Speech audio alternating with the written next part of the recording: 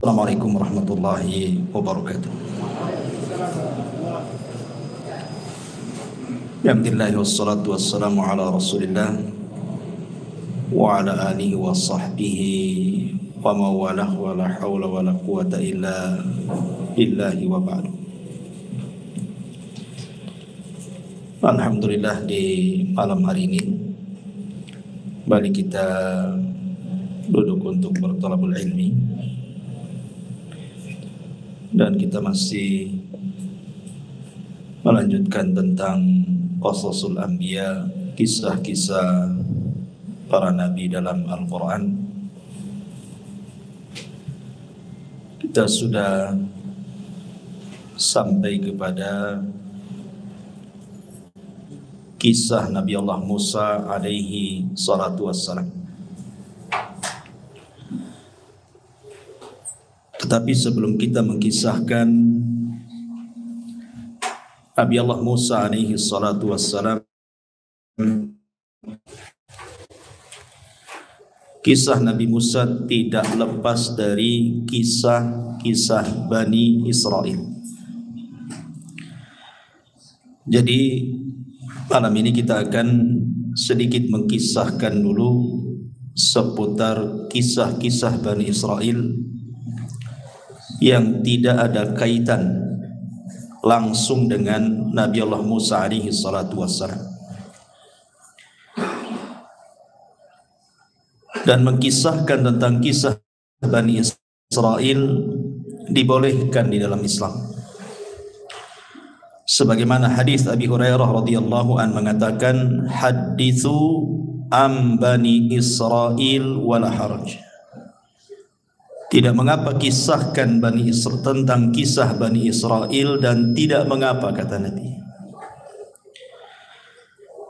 Bahkan dalam sebuah hadis yang lain yang dikeluarkan dari Imam Ahmad dari hadis Abdullah ibn Amr ibn As radhiyallahu an, Nabi SAW mengatakan, balighu anni walau ayat. Sampaikan pada manusia dariku walaupun satu ayat. Wa hadithu an Bani Israel wala haraj. Wa man kadzaba alayya muta'ammidan falyatabawwa maq'adahu minan nar. Dan kisahkan juga tentang kisah-kisah Bani Israel, dan tidak mengapa. Barang siapa yang berdusta atas namaku, kata Rasul, secara sengaja, maka silahkan tempat duduknya di neraka. Bahkan hadis Jabir bin Abdullah radhiyallahu an, hadis ini disahihkan oleh Syekh Nasiruddin Al-Albani rahimahullahu taala.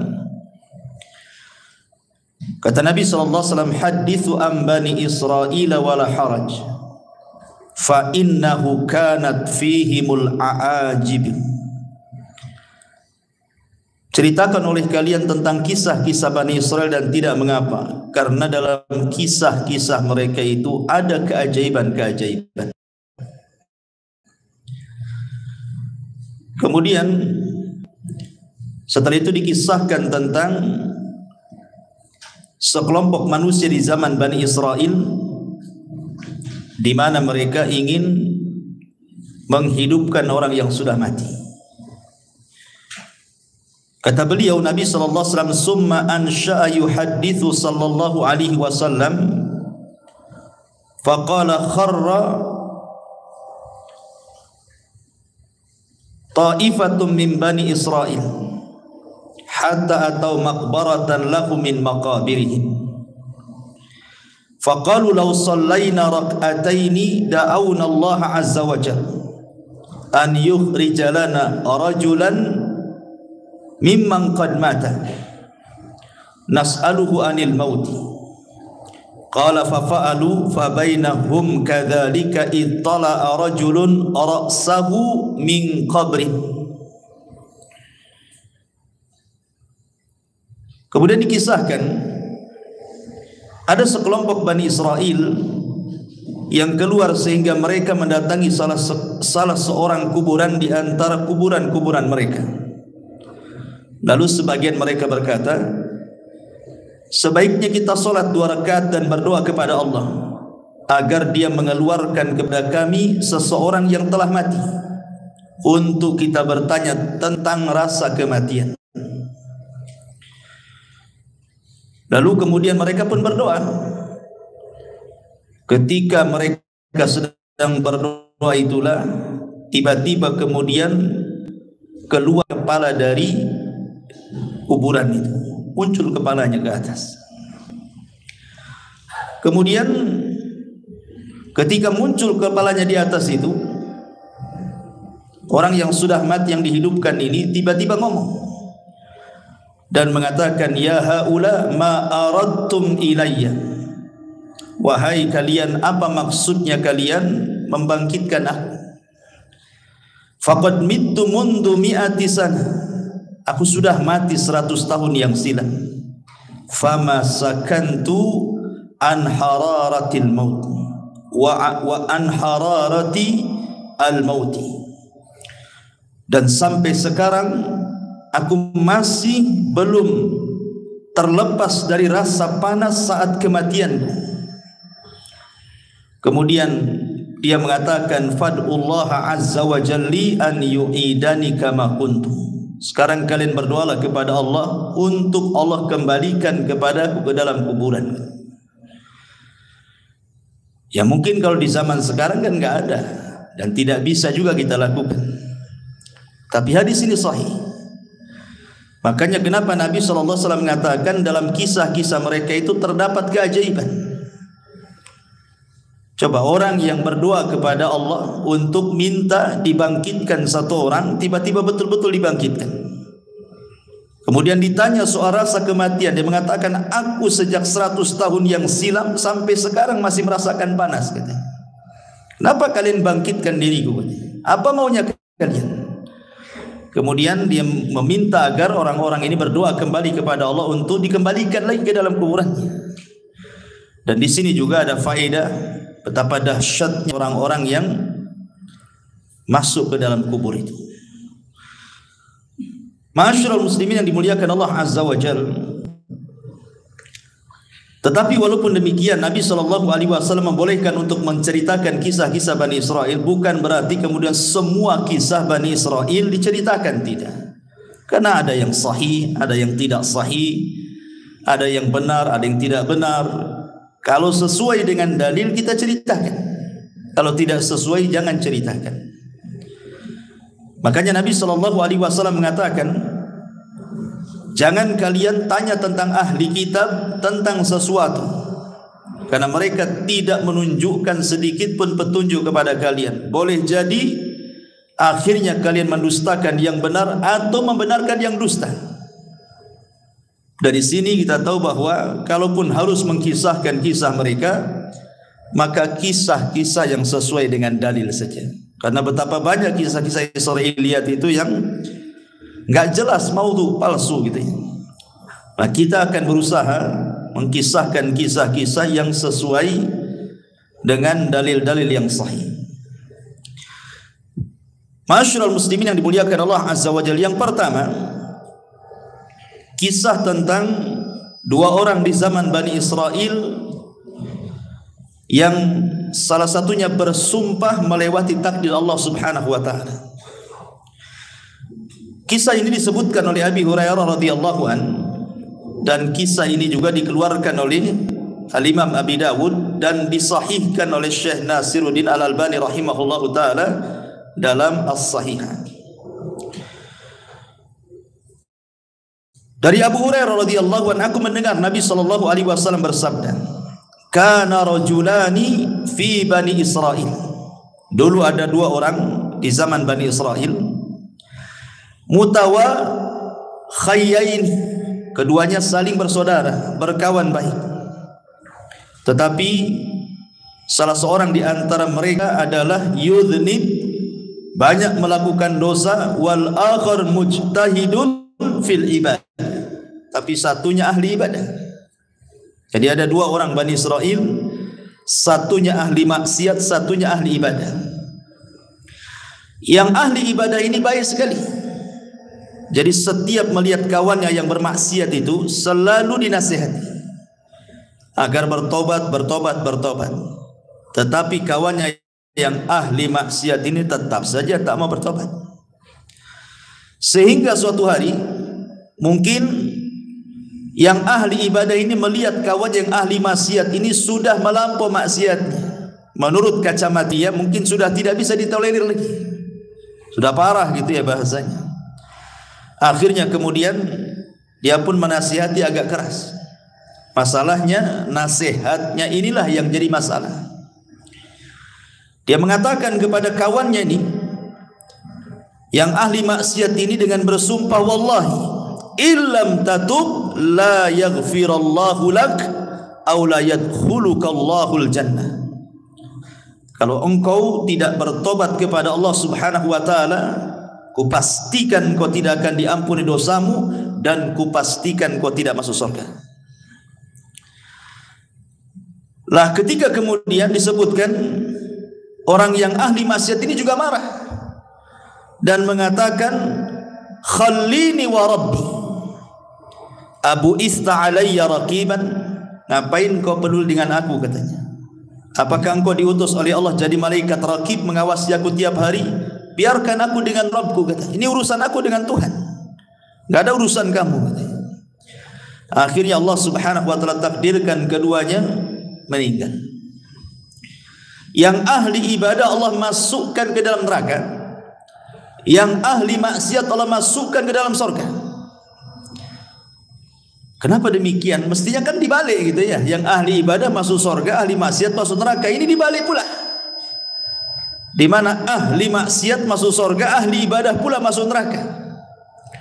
Masalahnya, kata Abu Hurairah radhiyallahu an, ketika mengomentari hadis ini, dia mengatakan, walladzi nafsi biadi, demi zat yang jiwaku berada di tangannya, kata Abu Hurairah, demi Allah, yang satu itu, maksudnya yang ahli ibadah itu, sudah mengucapkan dengan satu kalimat, au baqad dunyahu wa akhirata, yang menjadikan dunia dan akhiratnya terjungkal. Artinya tidak ada manfaatnya. Dunia tidak ada manfaat, akhiratnya pun tidak ada manfaat. Kenapa coba? Perhatikan di sini, kenapa Allah Subhanahu wa taala masukkan ahli ibadah ini ke dalam neraka dan ahli maksiat ke dalam surga? Karena yang ahli ibadah ini merasa ujub dengan ibadahnya. Dia merasa sombong dengan ibadahnya, seolah-olah dia paling suci dibandingkan kawannya yang ahli maksiat. Lah ujubnya inilah yang menjadikan Allah tidak suka. Sombong dia itu yang Allah tidak suka. Makanya ada kata-kata para ulama ini, seandainya ada ahli maksiat, semua maksiat dia lakukan, kemudian dia bertobat kepada Allah Subhanahu wa taala dengan tangisan, jauh lebih baik dibandingkan seseorang menghabiskan waktunya untuk ibadah tetapi ada ujub dalam hatinya. Jadi yang menjadikan orang ini masuk neraka apa? Karena ujub, merasa bahwa ibadahnya itu lebih hebat gitu ya. Sementara tidak tahu bahwa Allah Subhanahu wa taala itu tidak suka dengan ujub. Kemudian yang kedua kesalahannya adalah dia bersumpah atas nama Allah sehingga melewati takdirnya. Ingat, Allah yang menentukan ampunan dan Allah yang menentukan siapa yang berhak masuk surga. Tetapi orang ini sudah menentukan, kalau kau tidak bertobat, katanya, maka Allah tidak akan mengampuni dosamu dan kupastikan kau tidak masuk surga. Ini seolah-olah sudah mewakili Tuhan namanya. Ampunan itu milik Allah, surga milik Allah. Kenapa dia bicara seperti itu? Sementara yang ahli maksiat ini kan persoalan dia dengan Allah. Maksiat dia yang ia lakukan itu antara dia dengan Allah, bukan antara dia dengan hambanya. Kalau seandainya maksiatnya berkaitan dengan hamba itu lain lagi urusannya kan. Karena walaupun dia sudah bertobat, kalau orang yang kita zalimi belum memaafkan, Allah masih gantung tobat kita itu. Kalau dia tidak dimaafkan di dunia, maka ada qisas kelak pada hari kiamat. Tapi kan orang ini melakukan dosa antara dia dengan Allah. rupanya Allah berkehendak mengampuni orang ini dan Allah masukkan ke dalam surga. Makanya ma'asyiral muslimin yang dimuliakan Allah Azza wa Jalla, di sini banyak faedah, di antaranya tidak boleh seseorang itu sombong dan juga ujub. Yang kedua, tidak boleh merendahkan orang lain, merasa kita lebih hebat, lebih suci dan begitu seterusnya. Makanya di antara adab memberikan nasihat itu, tidak boleh seseorang merasa dirinya lebih suci dibandingkan orang yang kita nasihati. Kemudian yang ketiga, bahwa persoalan ampunan dan surga itu adalah hak mutlak milik Allah. Sehingga mintalah ampunan kepada Allah dan mintalah surga kepada Allah Subhanahu wa taala. Dan di sini juga ada faedah yang sangat baik, artinya apa? Menjaga lisan. Karena yang ahli ibadah ini masuk neraka itu bukan karena membunuh, bukan karena minum khamar, bukan karena berjudi, bukan karena berzina, karena lisan. Ngomong sama kawannya kan, niatnya kan baik gitu. Niatnya baik supaya kawannya tobat, tapi ucapannya salah. Sehingga Nabi SAW mengatakan, wa innal abda la yatakallamu bil kalimati la yulki laha bala min sakhatillah yahwi sahibuha fi nari jahannam. Terkadang ada seorang hamba mengucapkan satu kalimat tanpa sadar loh. Ini kan orang ini ngomong tanpa sadar karena emosi, sehingga mengeluarkan kata-kata kan. Tetapi tetap saja sadar ataupun tidak, orang ini karena sudah mengucapkan satu kalimat yang membuat Allah murka, cukup Allah masukkan dia ke neraka. Subhanallah, bagaimana kalau ucapannya itu dirangkai sebelumnya? Memang sudah dirangkai dari rumah untuk ngomong gitu ya. Lebih parah lagi, orang ini tidak sadar karena saking marahnya dia ngomong begitu. Maka ini juga ada faedah tentang jaga lisan dan juga beradablah kepada Allah Subhanahu wa taala. Jangan melintasi takdir yang sudah Allah takdirkan kepada setiap manusia. Ini kisah yang pertama. Kisah yang kedua dari kisah-kisah Bani Israel, dari Muhammad ibn Sirin, dari Abi Hurairah radhiyallahu anhu, Nabi sallallahu alaihi wasallam bersabda. Ini bercerita tentang seseorang yang masuk surga karena memberi minum seekor anjing. Nabi mengatakan, bainama rajulun yamshi fashtadda alaihi al-atas. Ada seseorang berjalan di padang pasir, kemudian dia kehausan. Kemudian fanazala bi'ran, nampaklah ada sumur di situ. Dia pun turun ke dalam sumur itu, fasyariba minha, kemudian dia berhasil minum dari air sumur itu.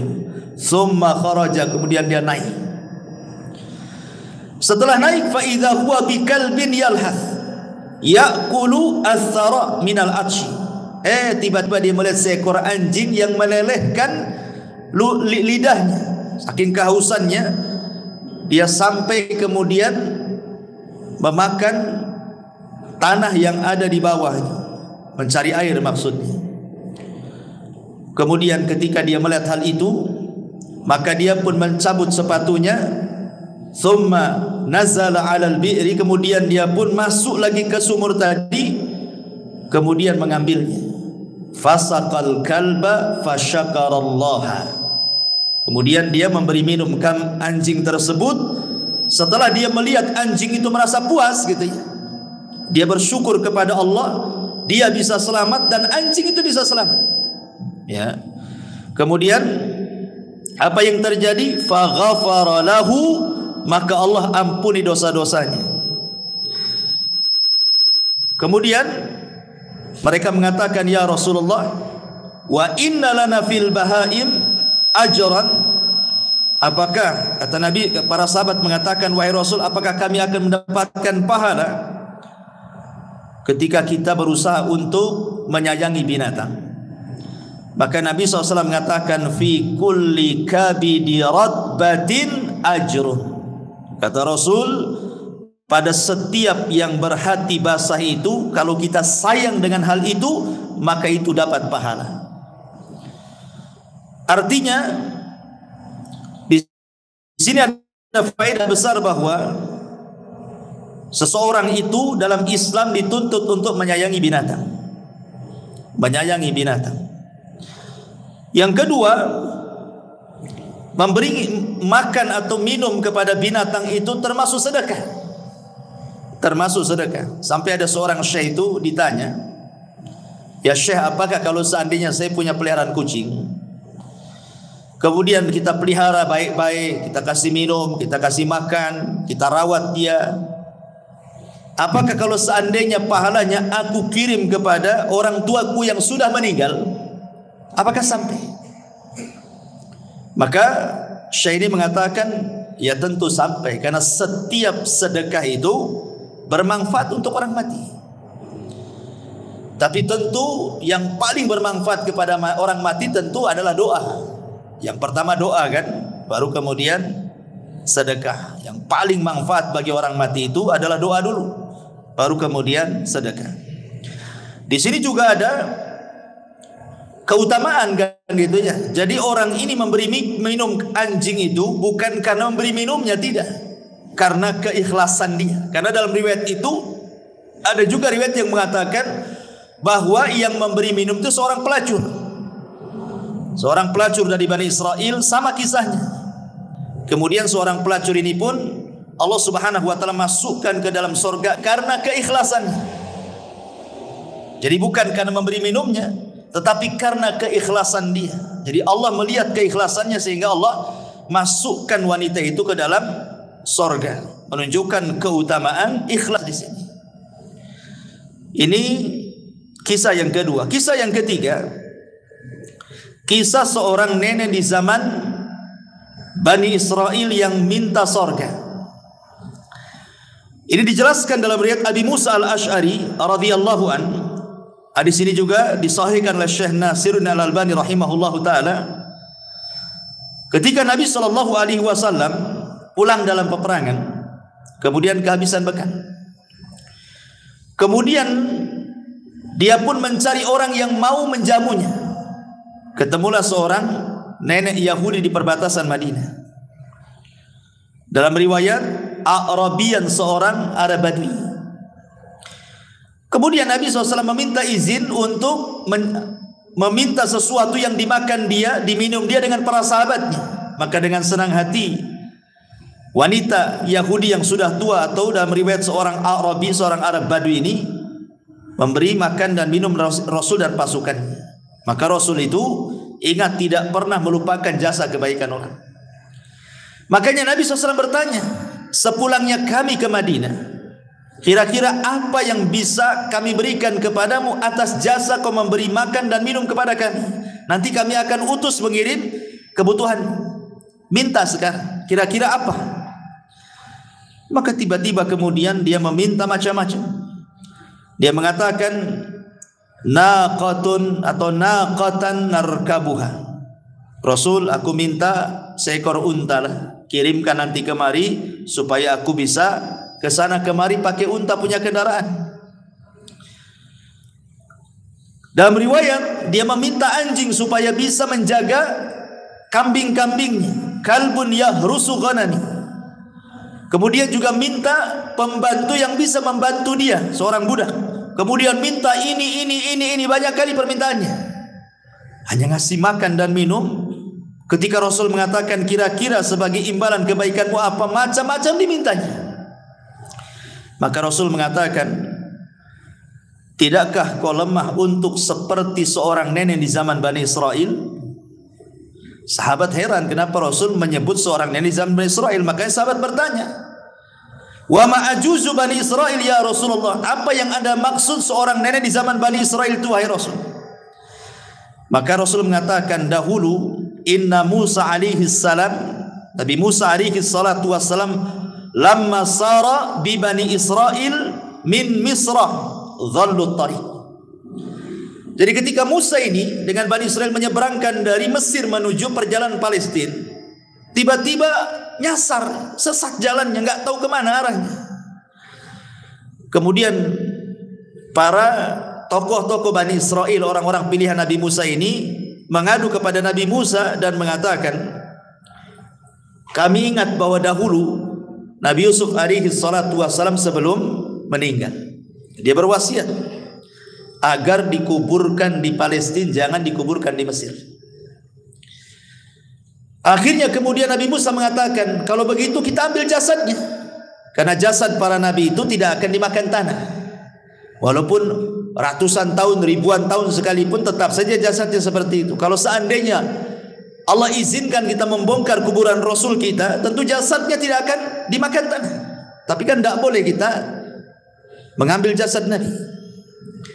Lah, akhirnya Musa bertanya, siapa di antara kalian yang tahu tentang letak kuburan Nabi Yusuf itu? Maka salah seorang di antara mereka ada seorang nenek zaman Bani Israel ini. Kata Nabi Musa, kalau gitu kita datangi nenek itu untuk menunjukkan di mana kuburannya.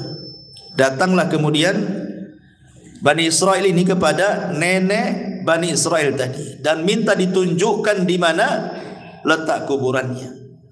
Tetapi nenek itu juga tidak mau gratisan, tetap ada imbalannya.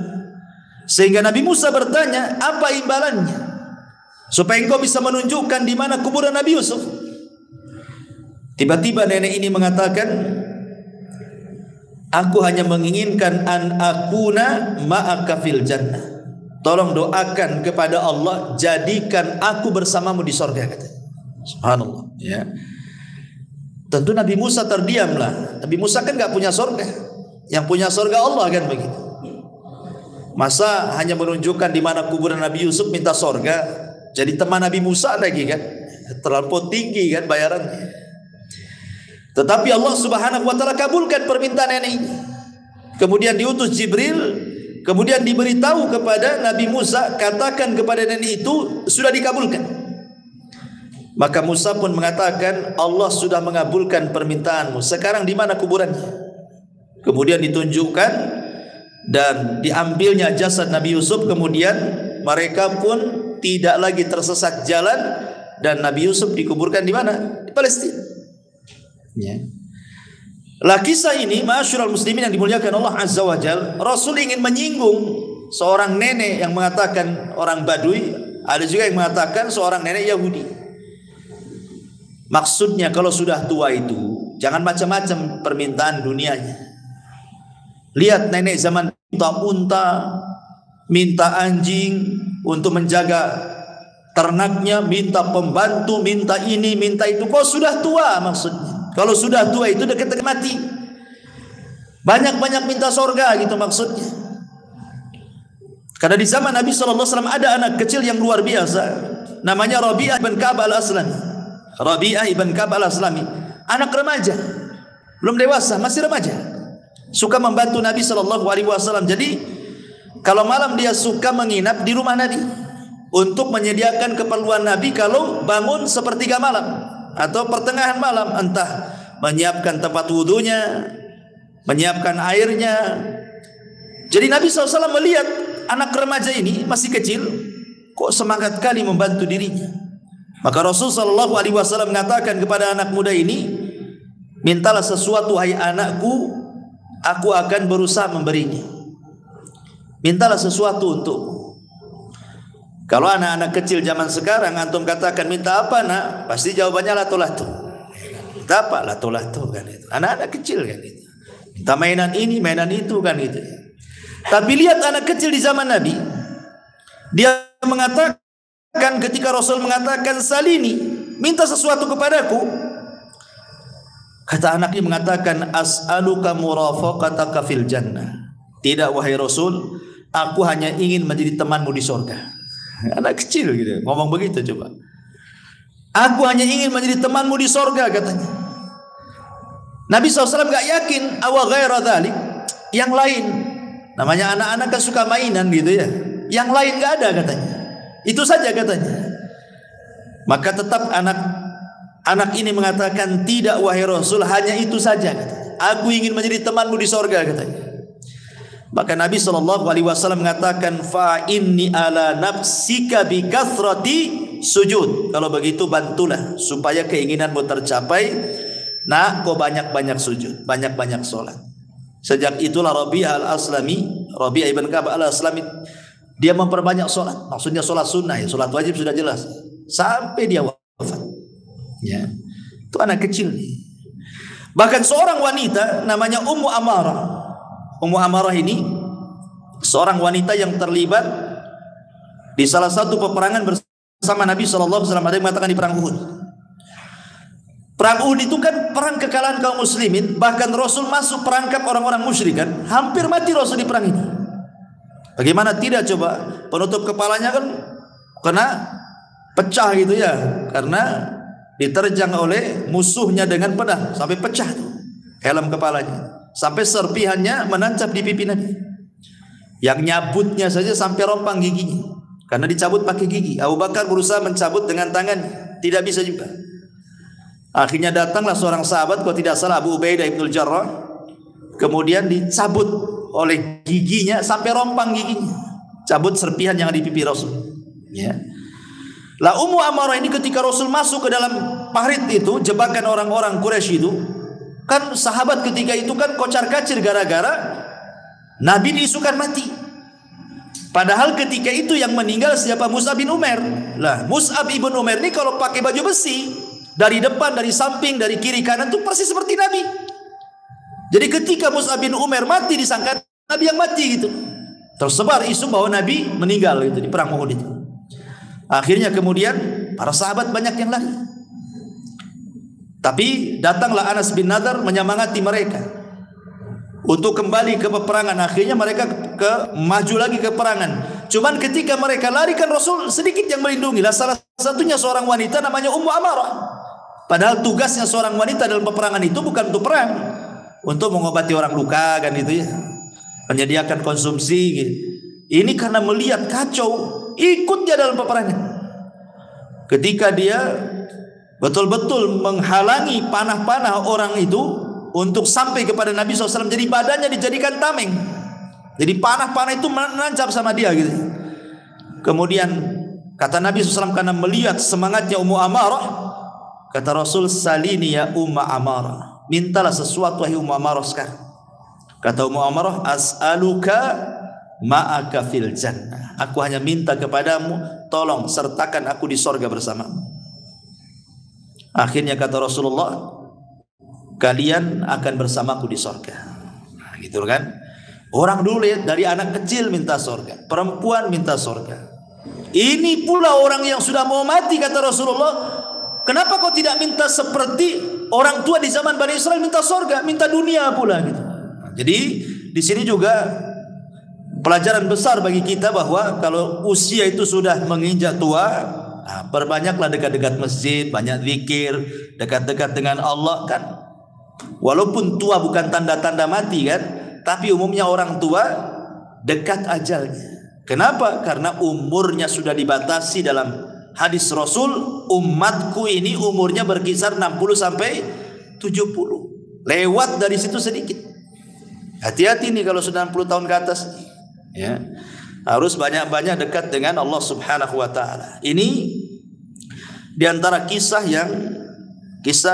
Bani Israel juga. Kemudian kisah yang lain, kisah seseorang yang luar biasa bertawakal kepada Allah Subhanahu wa taala, kisah tentang amanah. Dari Abi Hurairah radhiyallahu an, dia menceritakan dari Nabi sallallahu alaihi wasallam, annahu dzakara rajulan min Bani Israil sa'ala ba'dha Bani Israil an yuslifahu alfa dinar. Bahwa ada seorang Bani Israel yang meminjamkan pinjaman kepada Bani Israel yang lainnya, seorang laki-laki di Bani Israel yang lainnya, sebanyak 1000 dinar. 1000 dinar banyak, ikhwan. 1 dinar itu kalau mau diemaskan 4 gram lebih. Kalau dirham separohnya. Kalau 1000 nah berapa tuh? Banyak kan itu. Ratusan juta kan itu. Lah, ketika kemudian sudah berhadapan nih orang yang mau pinjam utang nih kepada orang yang punya uang ini, masalahnya ketika itu tidak ada saksi. Gimana ini tidak ada saksi? Kalau kita kan, kalau antum pinjam uang sama saya, kalau di atas 50 juta kan tentu harus ada saksi gitu ya, kalau perlu bawa notaris gitu ya kalau kita ya.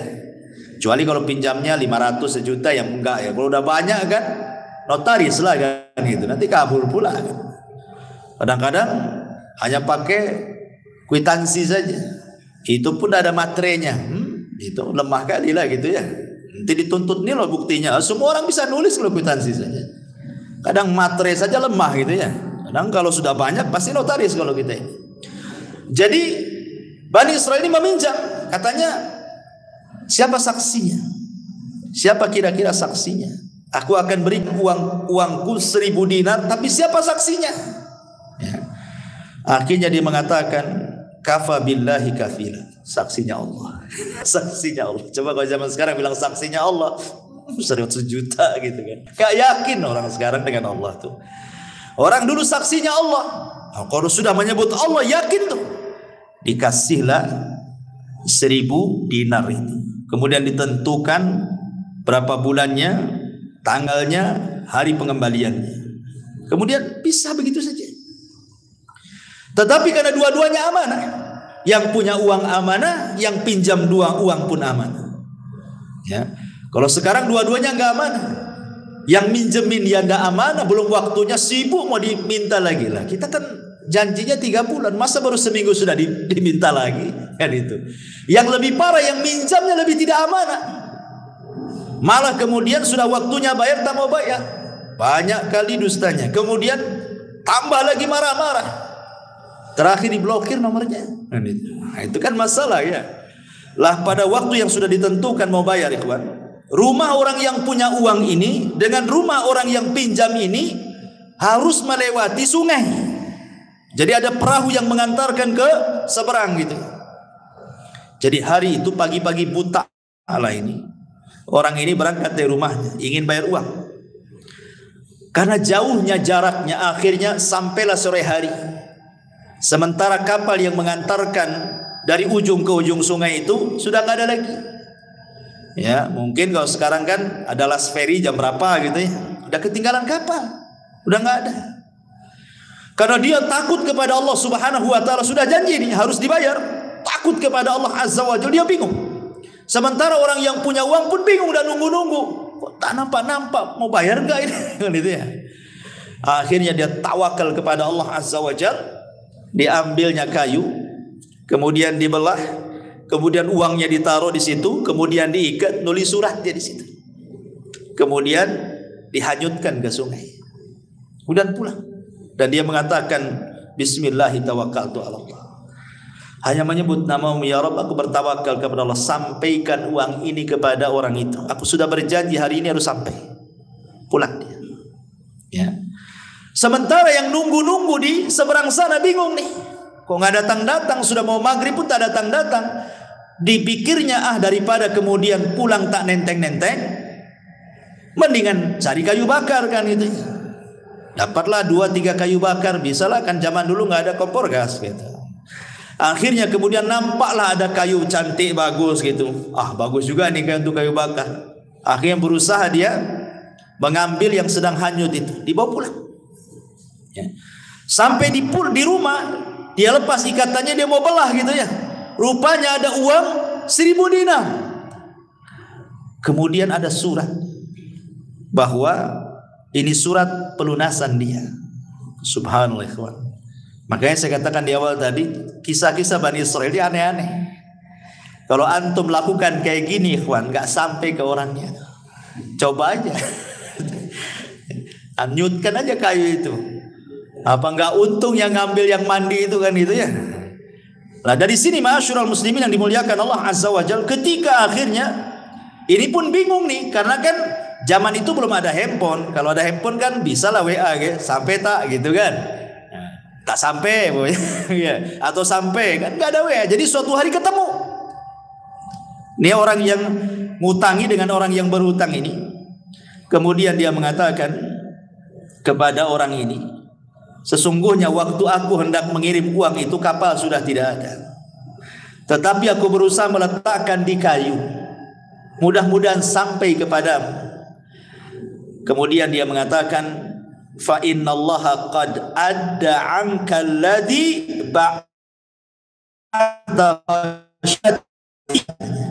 tenang, Allah sudah hantarkan kayu yang kau simpan uang itu kepadaku, katanya. Subhanallah. Dari sini kata para ulama, bagaimana ada beberapa faedah. Yang pertama tentang pentingnya seorang itu membayar hutang, sudah jelas ya. Kemudian yang kedua di sini ada fadlut tawakul, keutamaan tawakal yang kuat. Pasti orang bertawakal itu akan menyampaikan kepada tujuannya. Orang kalau menghendaki sesuatu kemudian menambatkan kepada Allah keinginannya, pasti Allah Subhanahu wa taala tidak akan menyia-nyiakan orang yang mengatakan, ya Rabb, wahai Rabb, aku ingin begini. Tawakalnya kuat, ya. Kemudian juga di sini juga ada tentang karamah para wali, isbat karamah al-auliya. Bagaimana di sini wali-wali Allah yang betul-betul beriman dan bertakwa Allah tolong. Ya, ini kan keajaiban gitu kan, mengantar uang pakai kayu bakar gitu. Kemudian juga dibolehkan seseorang di sini untuk hutang piutang. Dan ingat, hutang piutang dalam Islam ini murni persoalan sosial. Tidak boleh mengambil keuntungan dalam hutang piutang. Ingat ya, hutang piutang ini persoalan sosial. Murni soal persoalan sosial, sehingga tidak boleh mengambil keuntungan. Kalau ada hutang piutang mengambil keuntungan, berarti Anda sedang bertransaksi riba. Seperti dulu kan rentenir, pinjam 100 bayar 110, ya kan? Pinjam 1000 bayar 1100. Itu rentenir. Atau di bank-bank ribawiyah kan ma'ruf. Hutang-hutang mesti harus ada bunganya. Semua riba, tidak boleh. Ataupun hutang piutang seolah-olah digambarkan bisnis yang banyak terjadi di masyarakat kan. Pamannya, saya sudah punya usaha, sudah jalan, cuman pengen dikembangkan, tidak ada modal lagi. Datanglah anak ke antum, ada nggak antum uang 50 juta per bulan, saya kasih antum 2 juta, mau nggak? Saya sudah ada usaha, anak pinjam saja, kalau kapan-kapan antum mau ngambil, antum bisa ambil. Akhirnya antum kasih ke saya 50 juta. Tiap bulan anak kasih 2 juta, 2 juta, 2 juta. Sudah 1 tahun antum butuh duit. Saya butuh duit lah, bisa nggak dibalikin duitnya?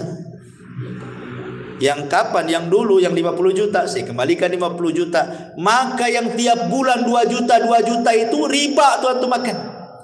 Ya. Itu bukan bisnis namanya, itu hutang piutang namanya. Kalau bisnis itu tidak bisa dibuat nominal secara angka, harus dibuat nominal secara persen. Nih keuntungan bulan ini berapa? Akadnya kamu berapa persen, saya berapa persen? Oke lah 60, 40, 70, 30 kan gitu ya. Nggak boleh diangkakan tiap bulan kamu 2 juta. Kenapa? Sebab kalau untung banyak, yang rugi yang punya modal. Kalau untung sedikit, yang rugi yang memainkan modal. Masa dalam bisnis ada untung rugi gitu kan? Harus sama-sama. Senang bagi 2 gitu ya. Susah juga ditanggung bersama. Nah, itu yang terjadi di masyarakat. Nah, yang seperti ini riba tidak boleh, karena ada kaidah mengatakan kullu qardin jarran naf'an fahuwa riba. Setiap barang jaminan yang kemudian terdampak ada manfaat, maka manfaatnya riba. Kan seolah-olah begini, saya taruh 50 juta, tapi jaminannya kamu ngasih 2 juta per bulan. Soalnya seperti itu jadinya. Nah, maka ini riba, tidak boleh. Ya. Jadi kalau seandainya kita ini naruh modal 50 juta, 100 juta, kemudian rugi, ya kan kesepakatan namanya rugi. Gimana lagi? Kecuali kalau seandainya teledor. Umpamanya nih bisnisnya herbal, tanpa sepengetahuan pemodal ganti pula bisnis sepeda motor. Nah, itu lain lagi itu. Itu keteledoran orang yang memainkan modal namanya. Ya berhak kita mengambil uangnya. Akan kita kan jual herbal, kenapa jadi jual motor second antum? Akhirnya rugi kan itu. Balik duitnya, itu tidak masalah. Ya, jadi kalau itu kesalahan yang memainkan modal namanya. Tapi intinya dalam kisah ini ikhwan, bahwa pentingnya seseorang itu perhatian dengan utang piutang ini. Jangan enak ketika berutang, tak enak pula ketika membayar. Itu kebanyakan. Ya. Tapi ini juga kisah di zaman Bani Israel. Kemudian juga yang lain kisah di zaman Bani Israil adalah kisah orang yang membanggakan nasab. Hadis ini dikeluarkan Imam Ahmad dalam musnadnya dari sahabat Ubay ibn Ka'ab radhiyallahu anhu.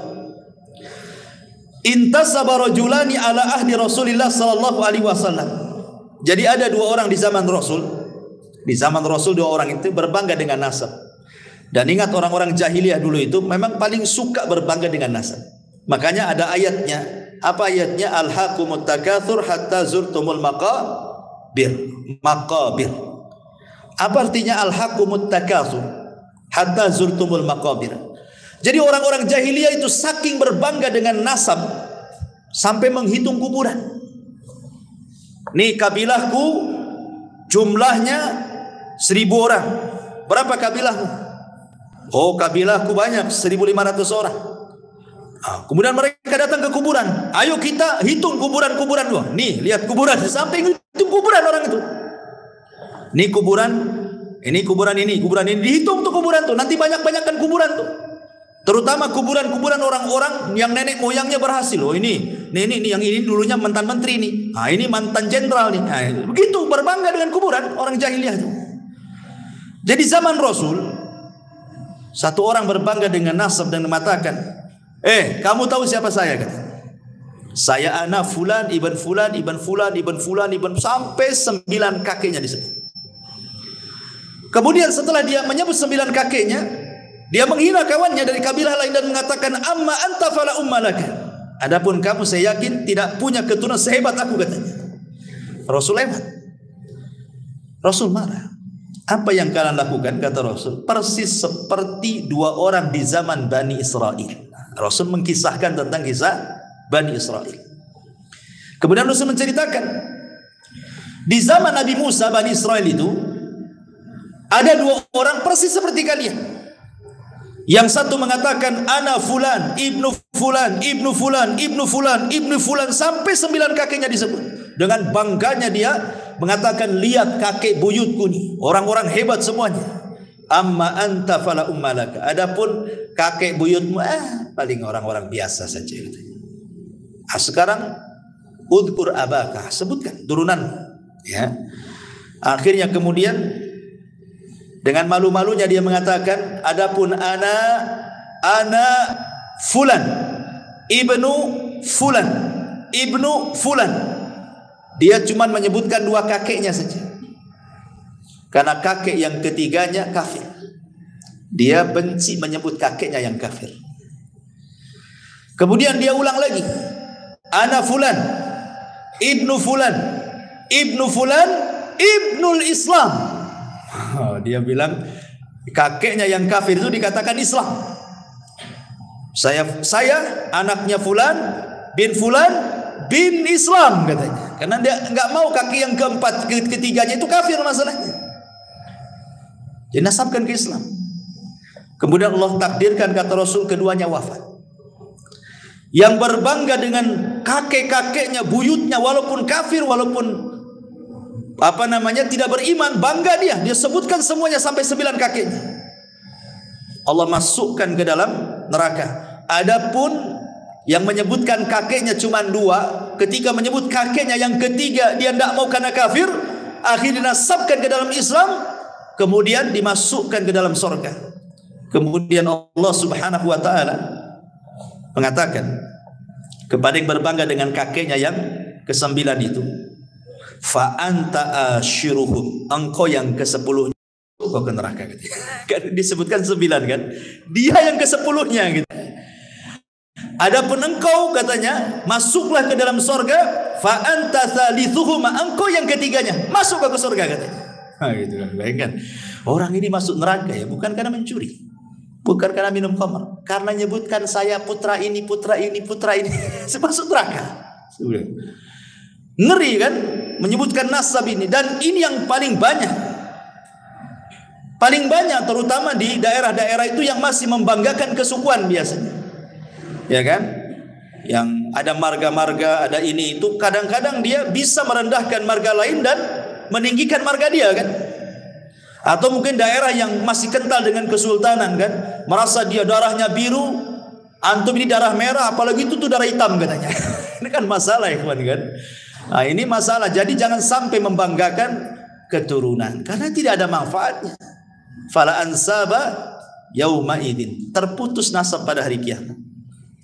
Nggak ada nasab-nasab. Makanya Rasul mengatakan man batta'a bihi amaluhu lam yusri bihi nasabuhu. Kata Rasul kalau lambat amalnya percuma nasabnya. Hari ini orang ngaku syarifah, syarif, habib, habibah gitu ya. Percuma saja ngaku habib keturunan Nabi. Kalau kelakuannya kayak bajingan buat apa kan itu? Percuma karena yang dilihat itu bukan nasabnya tapi amalannya. Lalu apa berbangga dengan nasab kan itu? Terkadang ada orang berbangga dengan nasab sedikit, saya keturunan Nabi, keturunan Nabi, keturunan Nabi kan itu ya. Ya, kita perlu berbangga juga. Nabi masih ada keturunan, kita muliakan mereka. Tetapi kalau buat kesombongan buat apa coba? Maka nasab itu tidak ada gunanya di akhirat. Yang menjadikan orang masuk surga itu adalah amalan. Baik.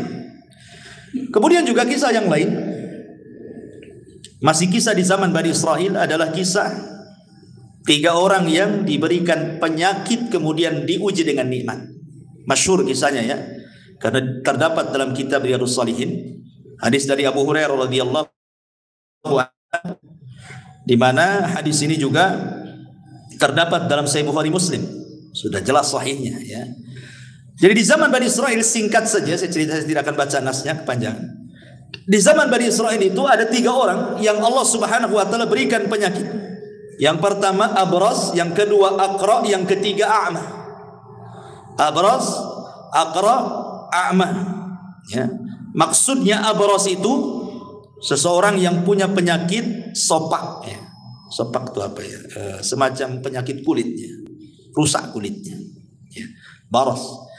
Kemudian yang kedua, Allah Subhanahu wa taala berikan penyakit aqra, penuh dengan penyakit di rambutnya sehingga tidak satu helai pun rambut itu tumbuh dan banyak boroknya. Ingat di zaman dulu kan, zaman baheula lah ya, yang sudah tua-tua ini biasanya dulu kan rambut ini sudah kayak mahkota. Zaman dulu kan rambut tuh mahkota, makanya zaman dulu itu yang nampak di di pesak belakang celana itu bukan dompet, sisir. Ya kan, zaman dulu kan sisir di sini tuh. Nampak gagang sisirnya. Kalau zaman dulu kan dikit-dikit nyisir itu. Karena zaman dulu rambut itu luar biasa. Sampai kalau perempuan itu bisa dijual tuh potongannya itu. Belum ada wig zaman sekarang kan. Zaman dulu tuh bisa dijual tuh potongan rambut, apalagi yang bagus mahal. Nanti dibuat gelung gitu kan. Itu zaman baheula kan. Apalagi di zaman Bani Israil, tambah lagi zaman kita aja baheula itu rambut tuh kayak mahkota di kepala gitu. Malu kalau rambut jelek itu zaman dulu. Apalagi zaman dulu kan banyak kutu ya kan. Nggak tahu sekarang kutu ini pada kemana hilang semua. Jadi akhirnya kemudian yang ketiga orang buta. Lah Allah Subhanahu wa taala mengirim malaikat dalam bentuk manusia. Datanglah kepada orang yang punya penyakit sopak, baros, yang penuh dengan borok di badannya itu. Kemudian dia mengatakan, tamanna ya abdi. Kalau bercita-cita Allah Subhanahu wa taala memberikan sesuatu, kira-kira apa cita-cita? Maka yang punya penyakit kulit mengatakan, kalau Allah kabulkan cita-citaku, aku hanya ingin satu, supaya Allah membersihkan semua penyakit di badanku dan Allah memberikan kulit yang indah kepadaku. Akhirnya orang ini mengusap. Malaikat yang menjelma orang ini diusap, sembuh seketika. Senanglah orang ini. Kemudian sebelum pulang, malaikat ini sebelum menghilang dia mengatakan, kira-kira hewan apa yang kau sukai? Dia mengatakan al-ibilu unta. Akhirnya dikasihlah unta bunting. Kemudian malaikat ini berpindah ke orang kedua, sama pertanyaannya.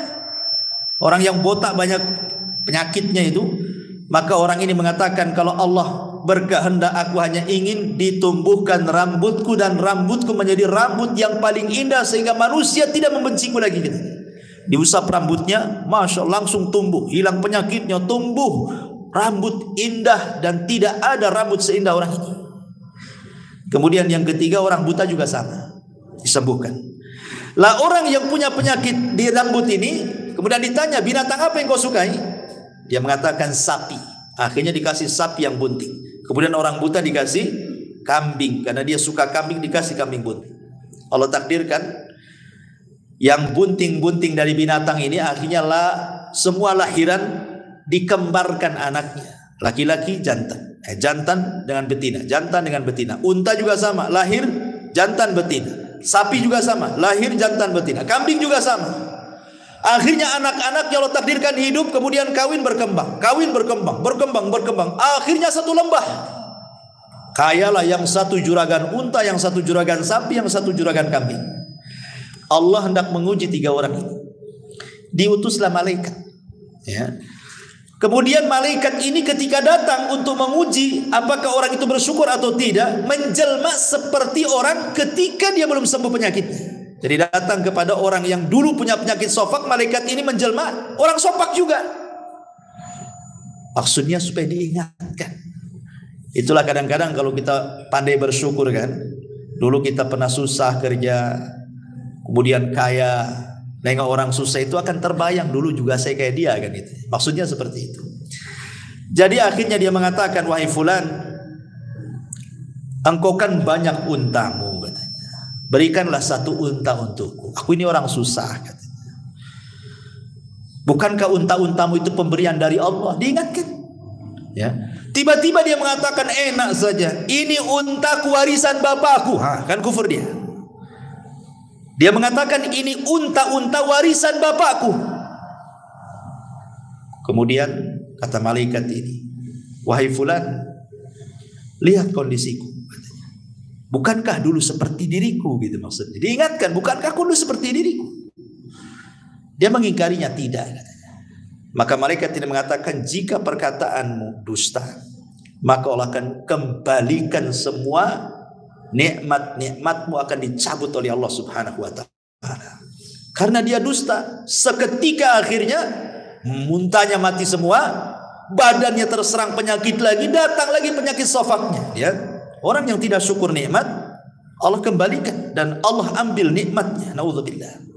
Kemudian orang yang kedua juga sama, yang rambutnya yang dulunya botak, malaikat pun sama datang dalam bentuk orang botak. Sama juga tidak bersyukur, akhirnya dibuat botak lagi, banyak penyakit lagi, sapinya dimatikan semuanya. Kecuali orang buta. Ketika orang buta ini yang sudah tidak buta lagi, malaikat datang dalam bentuk orang buta, diminta kambingnya. Apa kata buta? Jangankan kau minta 1 kambing, 1 lembah kau ambil katanya. Sudah cukup pemberian, melihat ini nikmat yang luar biasa katanya. Malaikat ini baru ngaku, aku ini utusan Allah, hendak menguji kamu. Karena engkau bersyukur, maka matamu tidak akan buta selamanya dan kambingmu akan semakin banyak di lembah itu. Ini kan, ini namanya apa? Tentang pentingnya orang syukur nikmat. Ini juga diantara kisah-kisah Bani Israil. Dan di sini juga ada keimanan bahwa malaikat bisa tasyakul. Malaikat itu bisa tasyakul. Tapi malaikat tidak bisa dilihat manusia. Kalau aslinya nggak ada manusia yang sanggup melihat kecuali Nabi kan itu ya. Atau orang-orang yang diizinkan Allah Subhanahu wa taala, atau kecuali hewan. Kalau hewan mungkin bisa melihat malaikat. Seperti ayam bisa melihat malaikat. Makanya Rasul mengatakan apabila mendengar kokokan ayam di mana gitu ya. Untung yang punya ayam itu kan.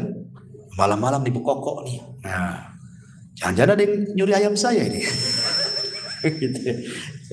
Minta nikmat atau ayamnya hilang katanya. Baik. Ini juga kisah dari kisah-kisah Bani Israil. Kemudian yang lain, kisah yang masyhur saja ya. Kisah yang lain, kisah yang dikeluarkan Imam Muslim dan juga Imam Bukhari dari sahabat Abdullah ibn Umar radhiyallahu anhu. Udzibati imra'atun fi hirratin sajanatha hatta matat. Fadakhalat fiha an-nar. Fala hiya at'amatha wala saqatha id habisatha wala hiya tarakatha ta'kulu min khashashil ardi. Dahulu kata Nabi SAW, ada seorang wanita di zaman Bani Israil yang masuk neraka gara-gara seekor kucing. Kenapa alasannya? Karena wanita ini tidak pernah memberikan kesejahteraan. Dia rawat kucing, kemudian dia kerangkeng kucing tapi tidak dikasih makan, tidak dikasih minum, sehingga kemudian akhirnya kucing ini kelaparan.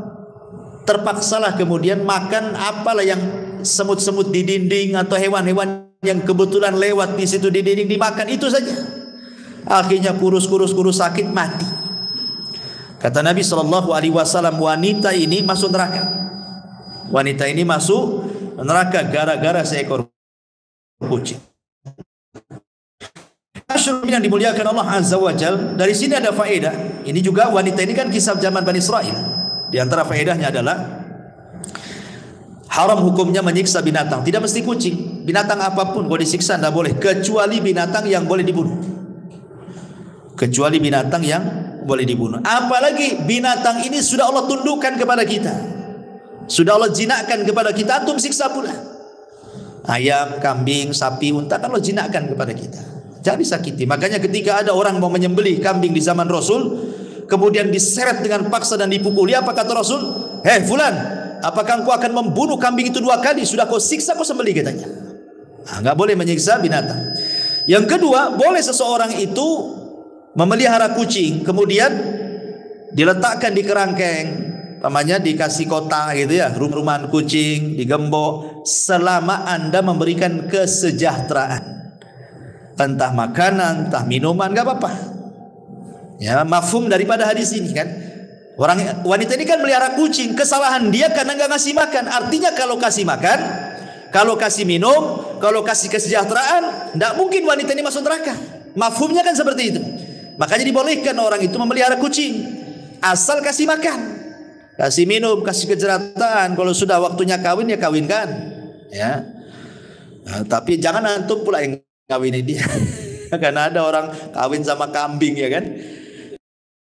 Itu di Jawa tuh, di mana tuh orang kawin sama kambing, didandani pula kambingnya, cantik pula tuh kambing tuh, ya. Tapi rupanya acting gitu ya. Jadi tangkap polisi, oh ini untuk ini saja, konten katanya. Ya alasan lah depan polisi kan. Jangan-jangan betulan tidak konten itu kan. Naudzubillah. Karena juga kan ada ulama membahas orang yang menyetubi binatang, kan ada hukumnya. Ya, hukum bab tentang haramnya seseorang menyetubuhi binatang. Ketika dibahas para ulama, pastilah ada orangnya kan. Tidak mungkin ulama nyantumkan bab gitu saja nggak ada orangnya kan itu ya. Jangan-jangan betulan kan itu ya. Atau kalau konten, alhamdulillah. Tapi janganlah konten kayak gitu. Konten, masa konten kawin-kawin sama kambing, kayak gak ada perempuan lagi kan. Naudzubillah. Ya. Taib. Kemudian juga di antara kisah Bani Israil adalah kisah kejujuran juga dan juga amanah. Kisah ini menarik. Kisah ini dikeluarkan Imam Bukhari dan Muslim dari Abi Hurairah radhiyallahu anhu. Ceritanya begini, singkat saja. Jadi ada seseorang punya tanah. Seorang ini punya tanah. Kemudian ada orang lain dari Bani Israil ingin membeli tanah itu. Akhirnya sudah deal-dealan harga sekian-sekian, deal, oke, kasih uang, mana tanahnya? Nih tanahnya, selesai. Ya. Tiba-tiba nih yang beli tanah ini pas mau digarap, dicangkuli, mau ditanami, tiba-tiba nemu harta karun penuh dengan emas. Kalau seandainya untuk hidup 7 turunan cukup tuh, saking banyaknya harta karun. Ya. Akhirnya kemudian nggak enak dia. Lah, saya kan beli kebun, bukan beli harta karun kan itu ya. Dicari orang yang membeli tanah itu. Setelah ketemu, ya fulan, ambil harta karunmu ini, saya kan beli kebunmu, katanya. Kata yang punya tanah sebelumnya, oh tidak, saya sudah beli kebun ini kepadamu. Kalau kau nemu apa-apa dalam kebunku kan milik kamu, karena kau sudah beli, katanya. Yang membeli tanah, oh tidak bisa, saya hanya beli tanah, bukan beli harta karunnya, katanya. Asih begitu aja, coba bayangkan. Ini kalau terjadi di zaman sekarang, mana ada antum bilang ini. Antum sembunyi-sembunyi lah. Alhamdulillah katanya kan, ada harta karun katanya. Akhirnya kemudian nggak mau juga, yang satu nggak mau, saya tahu. Akhirnya datang sampai ke pengadilan, bayangkan. Gara-gara ini sampai ke mahkamah. Hakim bingung, cemana putusin ini. Ketika ditanya kepada yang penjual, dia mengatakan, saya jual tanah Pak Hakim. Kalau dia mendapatkan apapun dalam tanah, ambil, itu hak dia. Kemudian yang satu mengatakan, tidak Pak Hakim, saya membeli tanahnya, saya tidak beli harta karunnya katanya. Ini milik dia, ambil katanya. Kamu bingung Hakim itu akhirnya kan. Mana satu nih mau kasih, ini tak mau kan itu. Kalau saya hakimnya, sudah kasihkan saya aja kan. Kalau saya hakimnya kan itu ya. Tapi Pak Hakim ini bijak. Kamu punya anak enggak? Punya. Siapa anakmu? Laki-laki perempuan? Laki-laki. Kamu punya anak? Sama. Perempuan, laki-laki, perempuan. Ah, kawinkan aja anakmu. Maharnya harta karunmu. Subhanallah. Akhirnya dinikahkan, jadi kaya anak-anak, nggak kemana-mana kan? Ya. Dari sini ma'asyiral muslimin yang dimuliakan Allah Azza wa Jal, ada faedah yang besar di sini dalam hadis ini tentang bayanu wara'il ba'i wal mushtari. Lihat bagaimana waroknya pembeli dan penjual. Penting waro dalam jual beli itu. Kenapa? Jangan sampai kita memasukkan hal yang syubhat dalam perut kita. Ingat Ibrahim bin Adham. Dia beli segantang kurma di Mekah. 1 kilo lah bahasa, 1 gantang. Kemudian nampaklah 1 butir kurma di bawah gantang. Dikiranya itu kurma yang jatuh dari gantang itu. Dia ambil, dia makan. Dia berhusnudzon itu mungkin boleh jadi di takaran itu yang sudah ditakar jatuh. Ya. Kemudian dia pergi ke Palestina karena ingin i'tikaf di Masjidil Aqsa. Berhari-hari dia ibadah nggak pernah khusyuk, nggak pernah khusyuk. Sholat nggak khusyuk, baca Quran nggak khusyuk. Akhirnya dia berpikir, itulah ulama dulu kalau memakan sesuatu yang haram tuh pengaruh kepada ibadahnya kan. Apa yang dilakukan saya ini? Kenapa ndak ibadah kok agak khusyuk-khusyuk? Diingat-ingat maksiat apa, perasaan tak ada maksiat saya kan. Rupanya teringat dengan 1 butir kurma. Oh, jangan-jangan gara-gara 1 butir kurma itu katanya. Langsung dia dari Palestina, bayangkan, berangkat bertolak ke Mekah. Ya kan jauh dari Palestina Mekah, mau sebulan ikhwan, PP 2 bulan kan itu ya. Langsung dicari orang yang jualan itu. Rupanya sudah tak ada. Tidak ada orang jualan itu. Ditampaknya dulu yang jual orang tua, sekarang kok jadi anak muda yang jual nih. Kemana yang jual tuh? Didatangi. Nah, mana orang yang jual dulu di sini? Kan di sini orang tua dulu. Kata anak ini, oh iya itu bapak aku sudah meninggal katanya. Mau menangis dia gara-gara meninggal. Ya. Kemudian dicerita, gimana nak? Kalau seandainya kamu ikhlaskan yang 1 butir, kan bapakmu sudah nggak ada, otomatis nih warisan kamu. Ikhlaskanlah yang 1 butir itu katanya. Kata anak ini, Pak, gitu ya. Kalau 1 butir saya ikhlaskan, masalahnya bapakku itu anaknya banyak. Katanya. Anaknya bukan saya saja, anaknya banyak, bersebar di mana-mana. Kata Ibrahim bin Adham, subhanallah, sudah, mana alamat-alamatnya nih? Saya akan datang minta maaf kepada mereka, minta diikhlaskan. Satu-satu didatangi anak-anaknya. Ketika sudah mengikhlaskan semuanya, barulah dia khusyuk ibadahnya. Kita ini nggak pengaruh mau ngambil nggak ngambil ibadah, karena memang nggak pernah khusyuk kita. Kan gitu. Jadi gimana lagi, nggak ngaruh. Memang hari-hari juga nggak khusyuk, sholat nggak khusyuk, nggak biasa. Tapi lihat ulama ini luar biasa kayak gini. Ya. Subhanallah ya. Ini juga diantara kisah Bani Israel.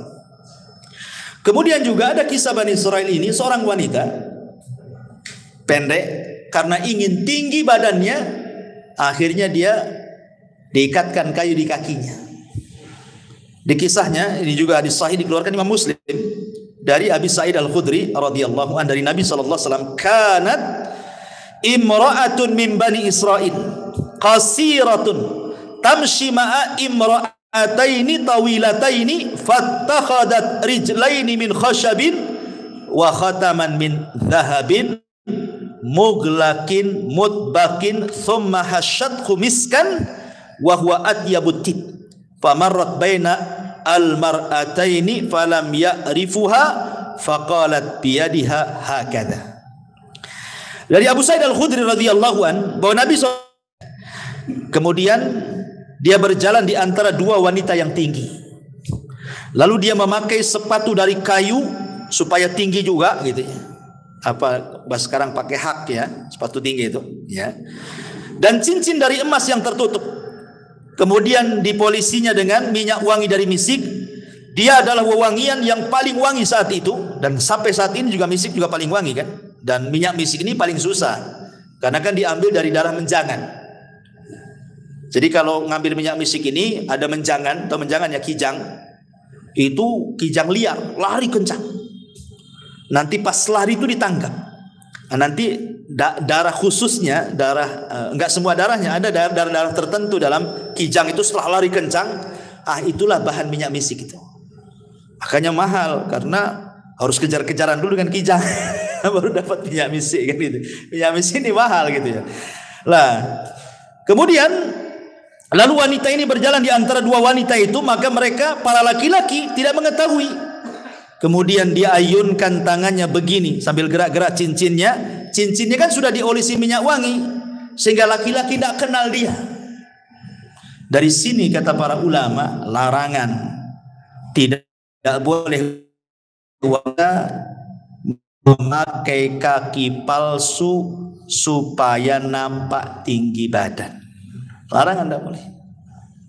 Ya kan sekarang banyak kan sepatu ditinggi-tinggiin biar nampak tinggi gitu ya. Tidak boleh, haram. Ya. Dan di sini juga ada larangan tidak boleh seorang wanita berhias untuk di luar kepada suaminya. Berhias di luar tidak boleh. Menunjukkan bahwa berhias di luar suaminya bagi seorang wanita ini tradisinya siapa? Bani Israel, tradisi Yahudi itu. Atau yang meninggi-ninggikan badannya dengan sepatu yang tinggi supaya nampak tinggi, ini juga tradisi orang-orang Yahudi. Betul kata Rasulullah, tattabi'anna sanana man kana qablakum shibran bi shibrin wa dhira'an bi dhira'in hatta law dakhulu juhra dabbin la dakhaltum. Kalian sedikit demi sedikit akan mengikuti tata cara umat sebelum kalian sejengkal demi sejengkal, sehasta demi sehasta. Kalaupun mereka masuk ke lubang biawak padang pasir, ingat, biawak padang pasir ini kalau dia punya buat lubang di padang pasir itu berkelok-kelok, nggak lurus, susah ya. Tapi walaupun demikian kalian ikut di belakangnya. Dan ingat ya, dhob padang pasir dengan dhob Batam beda. Biawak padang pasir dengan biawak Batam beda. Kalau biawak padang pasir itu warnanya putih, kalau biawak Batam warnanya hitam. Kalau biawak padang pasir makan sayur, kalau biawak Batam makan ular atau makan ngeri, makan semua kanibal kan. Ya, jadi nggak bisa disamakan. Oh, Rasul melihat Khalid bin Walid makan biawak gitu ya. Kemudian kata Khalid makan Rasul, kata Rasul tidak. Di negeriku nggak ada. Di sini ada sunnah takrir namanya. Rasul tidak mengharamkan dan tidak memakan. Artinya boleh makan biawak. Tapi biawak seperti apa yang bisa dimakan? Biawak di padang pasir yang nggak kanibal. Sebab kalau biawak padang pasir nih disatukan dengan biawak Batam satu kandang, dimakan tuh biawak padang pasir tuh. Ya. Nah, jadi tidak semua biawak. Kalau biawak kita haram lah. Dia kan termasuk hewan yang muftarish. Ya, hewan yang nerkam dengan kukunya ya kan. Itu tidak boleh. Ya, kalau biawak padang pasir kan udah yang dimakan dia rumput, sayur, dia enggak kanibal. Beda hukumnya, ya. Intinya bahwa di sini tidak boleh larangan seorang wanita meninggi-ninggi badan dengan kayu dan sepatu dan begitu seterusnya. Taib. Kemudian juga kisah yang selanjutnya ya, yang sahih dikeluarkan Imam Muslim tentang kisah hujan yang hanya menyirami satu petak tanah saja. Dijelaskan dari Abu Hurairah radhiyallahu an, Rasul bersabda, "Bainama rajulun fi falatin minal ardi fasami'a sautan fi sahabin iski hadiqata fulan." Adalah seorang Bani Israel berjalan di pemantang sawah. Tiba-tiba nengok ada awan hitam sedang berjalan. Di balik awan itu ada yang bicara, "Hujani kebunnya si Anu." Ini anak muda heran, kenapa ada suara? Tengok kiri kanan tak ada, tengok depan belakang tak ada. Rupanya ketika tengok ke atas, rupanya suara dari atas. Terus berbicara, "Hujani kebun si fulan, hujani kebun si fulan bin fulan." Terus penasaranlah anak muda ini, diikuti awan itu. Setelah jauh dari pematang sawah itu, rupanya awan hanya berhenti di satu petak tanah itu saja. Kemudian hujan di situ. Anehnya, sebelah kiri, sebelah kanan, depan belakang tidak terkena cipratan air hujan itu. Hanya satu petak itu saja. Kok bisa? Di Batam saja kalau hujan lokal ya enggak gitu kali lah kan gitu. Berapalah satu petak tanah kan gitu ya. Ya kalau hujan lokal satu tiban kan itu, Batam Center tidak. Ini satu petak dihujani. Akhirnya kemudian penasaran lah anak muda, ditunggu siapalah pemilik kebun ini. Lama-lama keluar pula pemiliknya. Kemudian disetop. Kamu yang memiliki ladang ini? Ya. Siapa namamu? Fulan ibnu Fulan. Kaget anak muda ini. Kenapa? Ini nama-nama yang disebut Yawan tadi. Sehingga dia penasaran.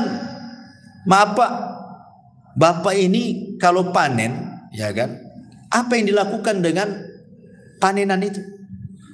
Maka Bapak ini mengatakan, aku sih kalau panen aku buat 3 katanya. 1/3 untukku dan keluargaku untuk dimakan, 1/3 aku kembalikan ke ladangku, 1/3 aku sedekahkan katanya. Kenapa kau tanya itu katanya? Baru cerita tadi. Tadi ada awan aku ikuti, rupanya hanya hujan di sepetak tanah Bapak. Lihat. Bagaimana di sini Allah Subhanahu wa taala akan menambah harta yang disedekahkan, syahidnya. Ma naqasa min mali sadaqah. Tidak akan berkurang harta yang disedekahkan, bahkan bertambah dan bertambah. Ya. Kemudian juga di antara kisah yang lain adalah kisah seseorang yang seorang raja yang meninggalkan kerajaannya untuk beribadah kepada Allah Subhanahu wa taala. Kisah ini terdapat di dalam Al-Bazzar, At-Tabrani dalam Al-Awsat dan juga Al-Kabir, dan menurut Imam Al-Haythami sanadnya hasan, dan juga diletakkan dalam As-Sahihah dan disahihkan oleh Syekh Nasiruddin Al-Albani rahimahullahu taala. Ya. Diceritakan oleh Abdurrahman ibn Abdullah ibn Mas'ud dari bapaknya dari Nabi sallallahu alaihi wasallam. Jadi sesungguhnya Bani Israel telah mengangkat, saya artikan saja. Sesungguhnya Bani Israel telah mengangkat salah seorang khalifah, maksudnya raja untuk mereka. Maka sang khalifah itu berdiri salat di bawah sinar bulan di atas Baitul Maqdis.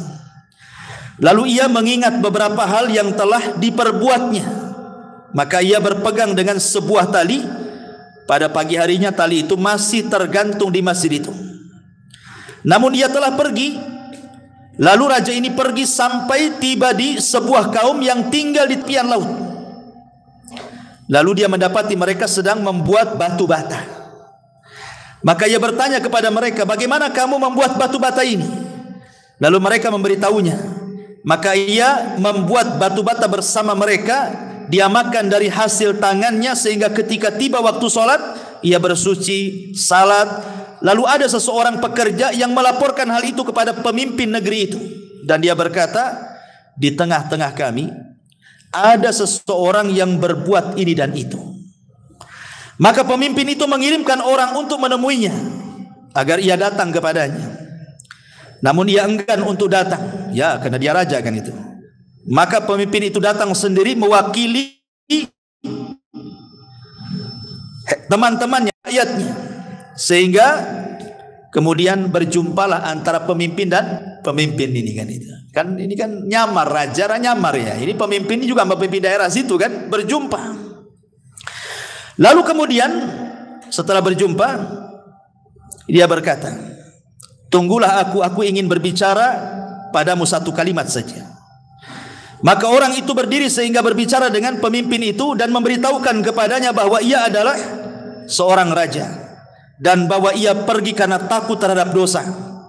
Pemimpin negeri itu berkata, sesungguhnya aku akan menyusul berbuat seperti itu bersamamu. Maka keduanya beribadah kepada Allah dan kemudian meminta kepada Allah agar diwafatkan berdua sehingga keduanya wafat. Maka Abdullah bin Mas'ud berkata, kalau aku berada di Rumailah Mesir, tentu aku akan memperlihatkan kepada kamu kuburan kedua raja tersebut yang tobat bersama-sama. Luar biasa kisah ini kan. Jadi bagaimana di zaman Bani Israel ada seorang raja yang takut dosa. Kemudian karena takut dosa ditinggalkan kerajaannya. Nampaklah rakyatnya di situ ada yang sederhana, kerjanya cuman buat batu bata, ikut pula di situ.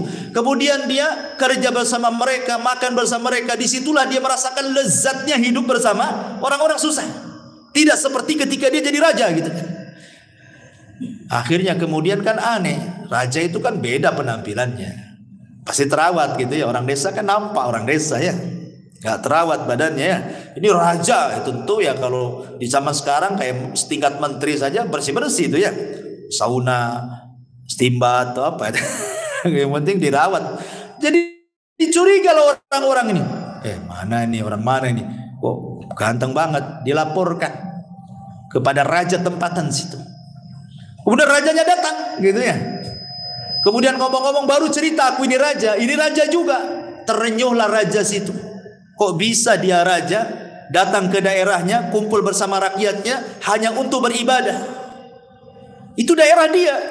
Makanya dia pun kemudian mengambil ibrah dari pelajarannya. Dia pun ingin sama seperti dia. Akhirnya sama-sama kerja, hidup di situ, beribadah di situ sampai mati. Kan itu. Nah, ini kan luar biasa. Ini menunjukkan juga nasihat kepada para pemimpin.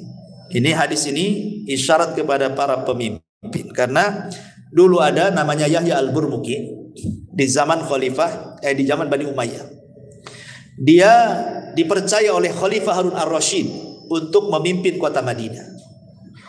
Tetapi dia pun melintasi wewenangnya sebagai gubernur. Dia pun berkasus. Akhirnya Harun ar-Rasyid menangkap dia dan anaknya dipenjarakan.